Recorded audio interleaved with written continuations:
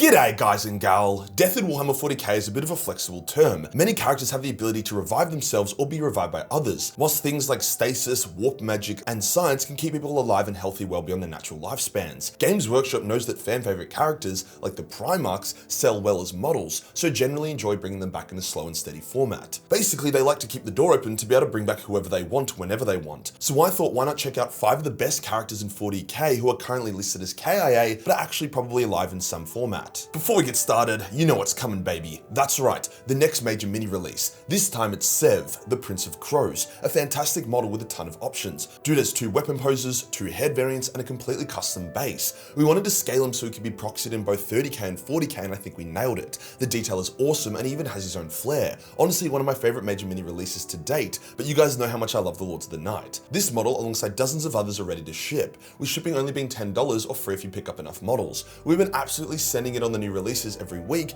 and the support you guys give is amazing and is always appreciated. Link is below. Today we'll go over 5 awesome characters that should be dead but are actually probably alive. We'll focus more on the context behind their supposed deaths and how I think they could actually return to the setting. Let's get into it.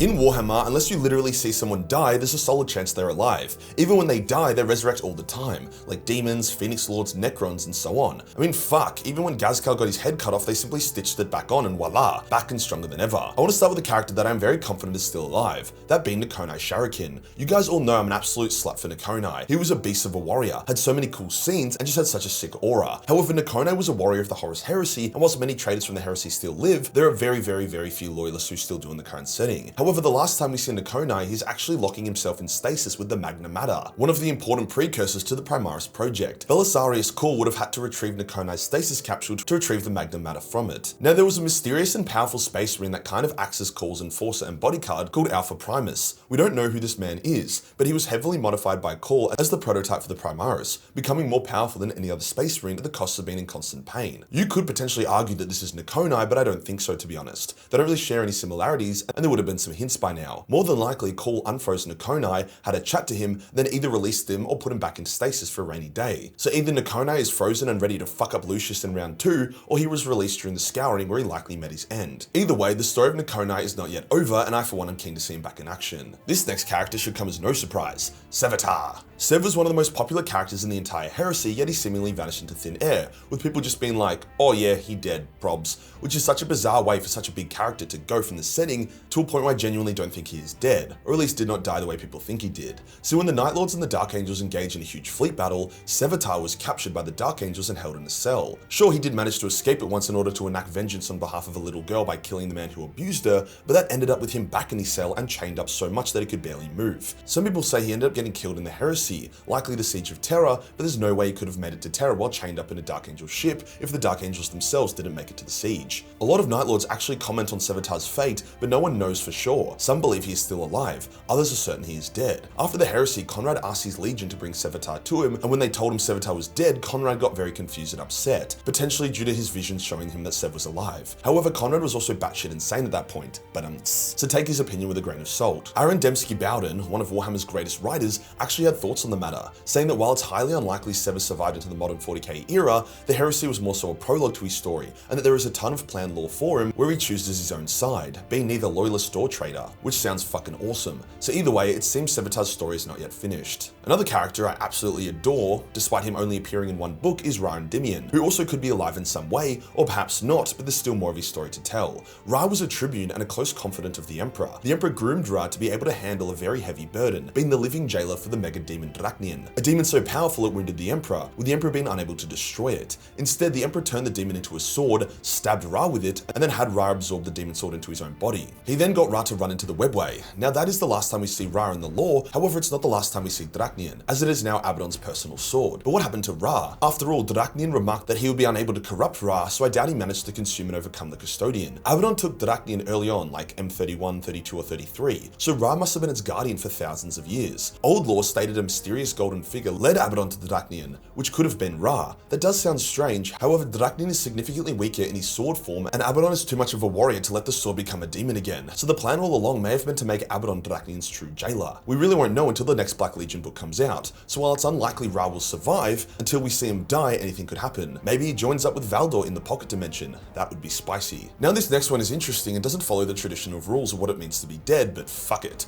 I'm referring to the first Grandmaster of the Grey Knights, Janus, the result of merging the Thousand Sun Reviel Arvida with the noble shard of Magnus. This created a sort of demi-Primarch, a space marine who was so overwhelming to be in the presence of that many mortals were shocked. The noble shard of Magnus was also considered to be one of Magnus's greatest, up there with his power shard, and Magnus was infuriated that it was taken away from him. Malcador was hoping Janus would be strong enough to sit on the Golden Throne and take the pressure off the Emperor. However, that wasn't the case, but using him as the first Supreme Grandmaster of the Grey Knights came in pretty handy. Now we know that Janus was alive after the War of the Beast, as that is when the Grey Knights first revealed themselves to the Inquisition and agreed to join the Imperium. Janus was leading them during that time. However, we haven't really seen him since or seen him in action, which is bizarre for such a potentially interesting and powerful character. The lore states that he is dead in the 40th millennium, with his tomb being on Titan. However, I and many others have a theory. I believe that it would be such a massive waste for the noble shard of Magnus to die off screen, so the theory states that the noble shard of Magnus is passed down from each Supreme Grandmaster, making Janus live on in some way. This theory is mostly supported by how retardedly overpowered Kaldor Drago is, as it doesn't make sense for a Grey Knight to be as unkillable as the Doomslayer while in the warp. Now Chaos has given up on trying to kill Kaldor Drago despite him literally being on their home turf because he is so powerful. The only way that makes sense lore-wise is if he was to have some sort of edge, like the shard of a fucking Primarch within him. After all, Drago's predecessor, Geronitan, was only slain because he faced Mortarion in direct combat. As he died, it's not unrealistic to assume the noble shard of Magnus joined with Drago, as Drago was then able to learn and utter Mortarion's true name, resulting in Morty's banishment. You don't just randomly figure out true names, but if, let's say, I don't know, a piece of Mortarion's brother who was known for his knowledge was to enter within you, a moment of inspiration would make sense. Either way, while I do think the original Janus is dead, I believe the noble shard of Magnus lives on. And finally, the last character, or should I say characters, that everyone loves and despite being gone from the setting for ages are probably still alive are the missing Loyalist Primarchs, other than Sanguinius and Ferris who are dead as fuck. Corvus, Jagadai, Russ, Vulcan, and I would even say Rogel Dawn are all more or less listed as KIA, but in reality are very much probably alive. I'll give context to where I believe they are and have been and why they are indeed still living. Vulcan was last seen tackling a massive orc into a vat of pure white energy, which yes, likely vaporized him.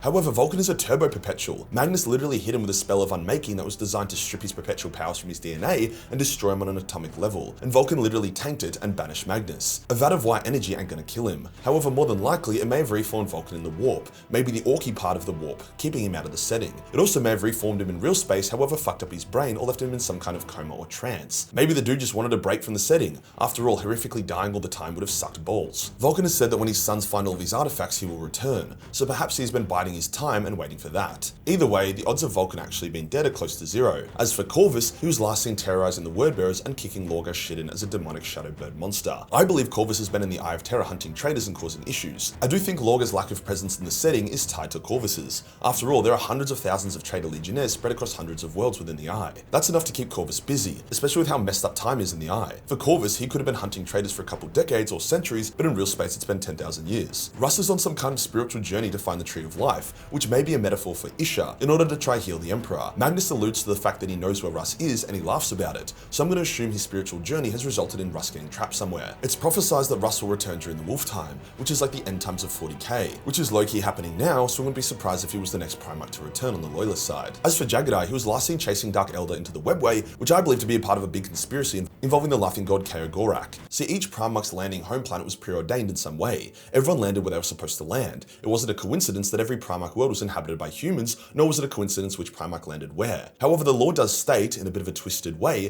that Jagadai was supposed to land on Kimos and Fulgrim was supposed to land on Chagoris. It doesn't state who swapped them, but it's implied that it was Kaogorak, perhaps as a part of a long-term play to lure Jagadai into the Webway as some part of an overcomplicated scheme to kick Slaanesh in the balls. Either way, I highly doubt the last we see of the Khan is him Leroy Jenkinsing into the Webway. As for Rogel, he's probably the most likely to be dead out of all the missing Loyalists, the only real clue to his survival being the writers progressively softening the lore from being Rogel is dead as fuck to man, where did Rogel go? We don't know. As well as a line from Vulcan during the War of the Beast that he would tell Dawn about the legendary efforts of his sons. However, maybe that was referring to Vulcan entering the warp briefly every time he was turbo killed, thus able to speak briefly with the dead Rogel. Either way, Dawn is not 100% KIA, but I doubt we'll see him for some time. If you enjoyed the video and you want to support the channel, then pick up Sev, the Prince of Crows, or any other major mini. Hit the subscribe button and hit the real subscribe button for more shit content. Join the school for more memes and I'll see you in the next one. Peace.